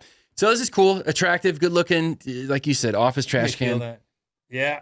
I'd like to have one of those. I have these metal ones in my house that they're so good looking, so durable. It's a great product. It's the step. You step and it opens the top. It's great. Oh yeah, man. The other mini things we haven't talked about is it's a miniature version of the big old commercial. It's almost like a half dumpster, but that's what you'd see at like Busch Stadium. That they're moving trash around. Big it's trash on the wheels. Right? Yeah. Unbelievable. Somebody's pushing that, right? Yeah. Then we got this thing. This is I don't know. I wonder how many gallons this is. I guess they're Brute line. I'm gonna say 6. 6? I would think more, but you might I'd take be the right. over. But yeah. Could be. This is pretty cool. So if you notice this trash can, and it's true of these little guys Well, now too. hold on, man. What? I'm thinking of those hats those guys wear in Texas. That's 10. That's definitely right. 10-gallon hat. Yeah. You're right. You could fit. Yeah, that's That's. I perfect. mean, nobody's Yeah. wearing a hat Yeah, like that. makes perfect sense. Maybe I don't know who's wearing a hat like that. Maybe I could see Flava Flav wearing a hat somewhere. Stanley Newell could Yeah. do it. I don't know what this thing is, but we got this. This is cool. So this is true of your little miniature trash cans if you want to take a look at those, but it's true on this big one too. See how it's not just smooth and round all the way around? See how there's it's got the little indentation. There you go. Consistent all the way around it. What's that about? Well, I'm going to tell you, this is really cool. I just learned this today. Let's talk about it. When you're putting a trash bag in, right? Yeah. What always happens? What's always Falls in. You have to push it down because the air can't escape, right? Yeah. Because this is in here, because it's not just perfectly round. Oh, these yeah, indentations are in there. Kind of sneak The out. air can move around. It makes it much easier to put that trash can down in the first place, to take that trash can out when it's trash bag. Sorry. Put that trash bag down in the first place, take that trash bag out when it's full. It's all because of these things. And these, I believe, are proprietary. This is a Rubbermaid That groove thing. right there is Oh, proprietary. okay. If you're, that groove is there. It's pretty cool. Yeah. Just learned that today. I mean, if I see this right here, I'm putting dog food in it. Oh, yeah. You know, that's what I'm probably doing with this. Yeah. It's a great call. Yeah. That's a great call. Yeah. My Did we dad. talk about the brute thing? Did I miss that? Why it says brute? No, I don't. I think Brute is I think it's a brand of trash can. It's like their brand. Their of big trash dog. can. This is probably their Cadillac of trash cans. Yeah. I would bet. Yeah. The Rubbermaid Okay. Brute.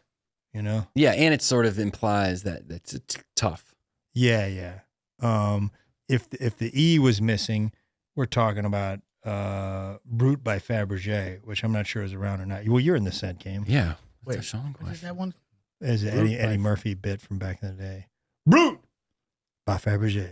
It was on one of his first albums. Oh, okay. It was basically a cologne, I think, maybe a cheaper cologne. Yeah. I mean, there was brute, the green bottle, which was Yeah, that's it. That's pure Brute by- gasoline. Brute. I don't know. I don't know what they were thinking. Like, I mean, it is absolutely Yeah, that's exactly make what it I'm kill talking you. about. That's what he's talking about. Okay, Yeah, I gotta go back Brute and watch by it. Fabergé. By Fabergé. I didn't know that's who made it. But Yeah, Fabergé. Like Fabergé. the eggs. It's an Eddie Murphy bit, man. Yeah. Yeah, Brute is their it's their heavy duty line. Trash and recycling containers and those related Okay. products. That's what they call it. Yeah, it looks formidable. Yep. You know. They make a lot of the commercial things, it's pretty cool. I have that catalog. But things you wouldn't think about. If you're looking at a, hospital or Home Depot or stuff like that, those huge carts that they're putting around in a hotel, man. like Rubbermaid is making the carts. Yeah, Man, I the hotels I'm staying at don't have those Rubbermaid carts. They need them, man. They need those because that looks like a sleeker, able to take a hit from luggage. And they got 100 different kinds. Yeah. So now, what is their like sort of flimsier line called? I don't know. Well, this is Brute, Not Brute. Sissy, I think. Sissy. Yeah. Is it? Yeah, that's Yeah. their. Yeah. Yeah. Sissy by If you're on a Rubbermaid. budget, Pretty good. Yeah, Mop buckets. Look at that. Any colors you want, they make those. yeah. I mean, there's not any color. Well, 6 colors. it's $6. I know, but I mean, I've been looking for a purple mott Same. bucket for so long. I'm Really? kind of They looking don't. for They make them. neon green, not out there. The stuff, the What other toys recycling in there? containers, the things you see in airports and stuff, where it's like this part's recycling, this part's going to a landfill, Oh, yeah, this yeah, stuff. And They I make can't that. figure that out to save my life. Oh, it's so puzzling. Yeah. Because they put landfill on there, I guess, to give you a tinge of guilt to be like, hey Yeah, man, yeah. this is just going to, Yeah. I freak out. I don't know. I was in the airport the other day when it said this one's actually going to go in your house. Pour this garbage in your house. Straight to your backyard. Yeah. If you go into bathrooms, public bathrooms, you'll see the I do. where the changing station. Where Yeah. you pull it down, you put your baby on top of that and change the Oh diaper. yeah. They make I know, the- man. See, that's they all make that these. stuff, man. Like They make them. that right there, man. That's probably there's thousands of those things. Of those Changing babies. station thing? Yeah. Thousands. I mean, More than that. tens I of bet. thousands. Yeah. Faucets and stuff. I mean, it feels like you get Faucets. Yeah. Whoa. It's cool. We could outfit this whole thing like a very commercial studio if we wanted, just with Rubbermaid stuff. It's pretty cool. Yeah, careful, man. You're kind of taking a shot at Randy's handiwork. You know, What do you're you saying, mean? Saying it's not a commercial studio. I mean, this is a fine studio. The studio itself is terrific. I'm saying we could give it that vibe. He doesn't have commercial grade accessories in here. Randy, do you have a urinal in your bathroom? There he is. Yeah. No, man, I don't have a urinal in my bathroom. 16 dog. seconds. No, Second man. You had to think about it. You got Randy timing. It's so good. Yeah. You had to think about it. I am kind of busy over here. Yeah, just so guy you is know. working, man. Yeah, he is working. So. Lots of cool stuff. These are the trash cans I get real excited about. Yeah. Which ones? How good looking are these? Oh, yeah, that's a nice trash can. That Now, thing? does that got a foot lever on it? This one does not. No. Okay. Then get it away from me. There. Yeah. I'm Oh, with are you ya. a big fan? I'm Foot with lever? Greg on And that. the Yeah, lids? Are you? Where do you guys come down on lids on trash cans? Yeah. In your I want- house? I want a lid, and Yeah. I want it to go up and down because of the foot. Yeah. Okay. I mean, yeah, it's the foot. You hit the foot. It opens It up. opens up. Yeah, I know. I understand how they work. You know, Oh, I'm okay. sure Well, you then what guys- was your question? Yeah. Yeah. I didn't know what was your question. God bless you, man. God bless you. Excuse Go me. and God bless the Irish. Yeah. I bless the rains down in Africa. Yeah. And the Uh, Go Irish. I like those you step on the foot and the trash can lid goes up. Yeah. It Sean, when he was first doing comedy, he was like it was this act where Sean and Trashy, and he would be like, "Hey, Trashy, you can't say that," and then he'd step on the thing. You couldn't see him with the foot because he had it Yeah. covered. He'd be like, Yeah. "I can say whatever I Yeah, want," he'd say- and the Nobody's guys- talking to you. Nobody's talking to you. I'm Yeah. the star of this show, Yeah, and he's the right, guys. lid would go up and down. And I honestly thought it was pretty funny, man. No, I thought he's you right. had something And there. honestly, that's why I struggled in Little Rock. 'Cause Yeah. that was they were just They weren't didn't getting like it. know. Yeah, weren't they getting They it. didn't get it, man. You know? So meta. You know what I mean? Yeah. You can't say that, It's so Trashy. bad. I'm a craft man. I can say whatever I want. Yeah, he's ahead of its time. Yeah. Yeah, man. Really good. Man, he had 2 eyes and a mouth. Yeah. Yeah. Yeah. I'll bring him back, Greg, next time we're on. The I road. hope you do, You buddy. should, man. I hope Read you it, do, you know, man. coming People would back. love Here's to. what I'm saying right now, Mhm. okay? Trash. I say Sean and Trashy make an appearance on the Nateland cruise. Wow. Yeah, how about that? Huh? The return of Trashy? I got a lot, man. I mean, I got to wear a suit on Yeah. the cruise. You do? Which I Yeah. got to buy the suit. Yeah. Yeah, a GoFundMe will be up to $47. That's by true, then. man. Yeah. Yeah. I got the GoFundMe. Yeah. Then somebody wants me to dress like Colonel Sanders. That's a Yeah. whole thing. Yeah. Now I bring Trashy. Just That watch might it. Just TSA might have a problem with that getting on the plane. No, you'd be all right. Trash can?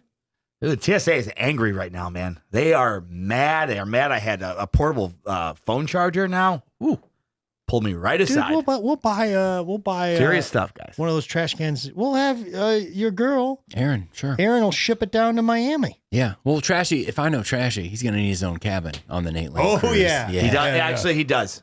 Yeah. Yeah. Or it. Yeah. You know, I don't think I should heat my own trash can. And keep him away from the bar, man. I know there's going to be a lot of Oh, drinking my on that God. thing. Guy's a drunk. Yes. Yes. That's why I got all worked up on that makers at your how wedding. many I can have. Yep. Yep. And you guys, it was still 80-20 Trashy split on all your gigs too, right? 70-30, man. Okay. I'm not a chiseler. Good for you, buddy. Yeah. No, I mean, it went his way. Yeah, it went Oh, his you're saying- way. he was the happy part You're of not it. getting. You you're kidding not- me? You're not getting the 70, buddy. Yeah. Yeah. They're not paying to see you, man. Yeah. They're paying to see Trashy. Slip the check right into the top, and Yeah. that was it.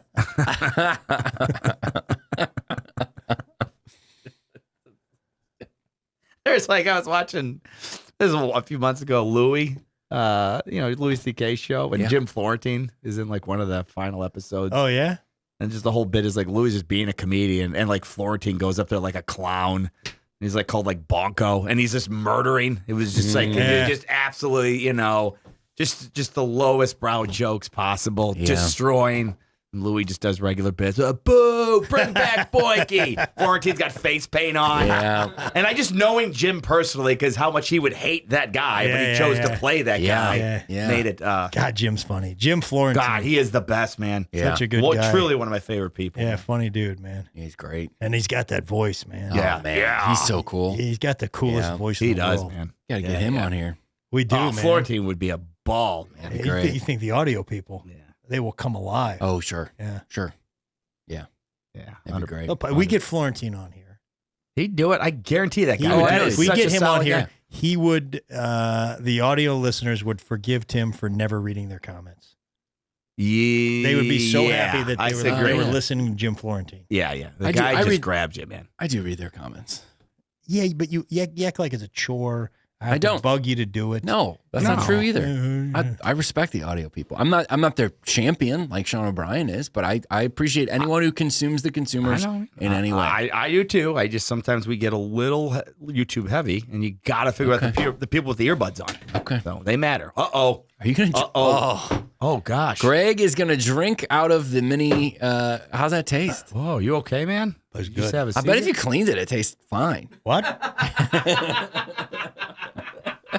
Randy's having a lot of fun over there. It's out of the box. It's probably fine. I can't say enough though. I want you guys to incorporate these high heat spoon scrapers into your lives. Matt, Yeah. please have one. Yes, they're I'm for dead you, serious. buddy. I use some knockoff every day. That's probably why I have parasites in my head. There's all the chemicals in it. Is that the latest thing wrong with you that you're supposing? I'm a mess, man. Is that we talked yesterday. Is that what I you told my found mom on Wikipedia? I don't know, man. I don't know. WebMD. WebMD. Nah, WebMD's too generic. But Yeah, no. yeah, you just, I don't know. I'm all screwed up, man. Yeah. Hernia, the whole mess, broken individual. But big fan of this company, man. I'm very. it's What great. was it? What was it when you had COVID? What did you think you had? I had lupus. Yeah. Oh yeah. That was sure. not me saying that. That was somebody at a doctor. Yeah, somebody that you He need. said to, you might. listen, You it was- symptom. You were no, symptomatic. It was definitely somebody you should Oh. listen to. It was a receptionist at a doctor's office that prescribed you as having In lupus. fairness, it was due During one of the biggest. it was also due to blood work that was suspicious. No lupus. This is like blood work was suspicious. This is years ago. It's real suspicious. Glad you're all right. We guessed. We don't know. So I'm just. Yeah, I like this brand. This is great, man. Yeah, It's great. I gotta look and see too. I think there's like I gotta double check in this. I think they make a nice line of floor mats that you can buy aftermarket in car.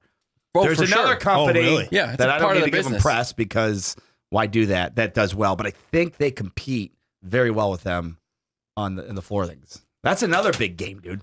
That's think I another might have- $100 million business. Floor mats for your car. Well, you all right, man? I think I might have picked up some debris. Oh no, man! Oh, you in want a there? Pepto? No, I'm fine. Sorry, it's funny. Yeah, man, they make great stuff. I'm into it. Oh, what in the world is that? Oh, urinal thing. Tune into the consumers. You can hear Urinal Tim cakes? thumb through a catalog. Yeah, Yeah, it's exciting. They don't care. Yeah, no. Hey, Randy? What would it take if we were like, hey, we're gonna finance it. We'll finance it. We're gonna put a urinal in your home. Would you resist that? Would you think it's cool? What are your thoughts? I would absolutely be down with it. I don't know where you would put it. I don't know how it I'm would gonna be say in the bathroom. incorporated. No, I mean in the bathroom, where it would be located in the bathroom, Yeah. meaning that I'm not sure that I have enough I'm free with you, space Randy. for the Yeah. urinal in my bathroom. Right. He'd have to eliminate something to add the urinal. You let us worry about that. The problem is, does it depreciate or appreciate the value of his home? Up. Goes way up. Yep. Yeah. Yeah. Yep.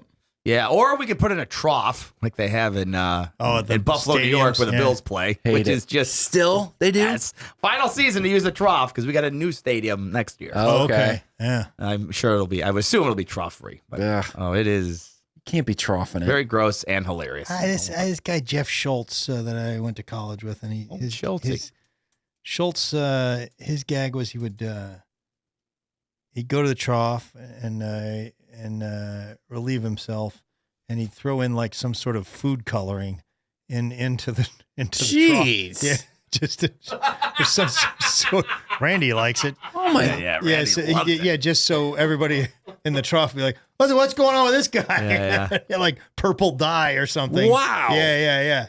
So he's going to the whatever athletic event, and he's like, "Gotta grab the food coloring." Yeah. Oh. I think it was something like that. Just I to kind of like it. Yeah. Boy, Freak out some the color he strangers. chooses is critical. It is, man. Because if it's like yellow, it's bright yellow. You're like, wow, these guys take a lot of multivitamins. Yeah, That's usually yeah, a sign of bright yellow urine. Yeah. I'm saying that's what it is. You have bright, if your urine looks like Mountain Dew, you're probably crushing multivitamins and not crushing Or enough Mountain water. Dew.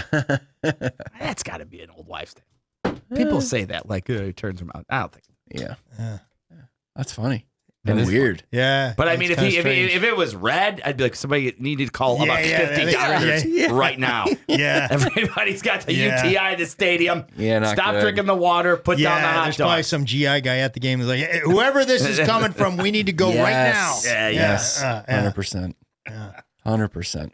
Any more on the? No, that's the Rubbermaid story. That's what I thought it was got. outstanding, man. This Oh, is your thank you. first history segment. Yeah, dude. Bang up job, Tim. Thanks, guys. Good news, bad news. Okay. I'm Good listening. news, bad news. This is a new segment. Good news is you hit it out of the park. Yeah. Bad news, You're doing next you're week. going to be doing several more.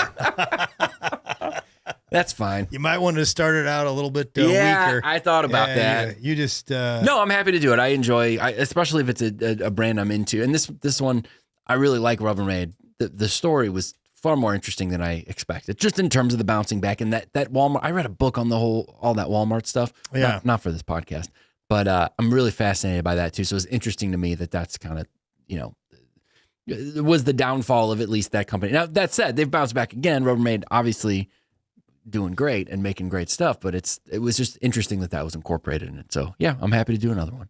outstanding. Thank you to Tim Convey. Thank you to Randy Cash. Thank you to Watson. Sean O'Brien. My name is Greg Warren. You all have the right to charge your Oh.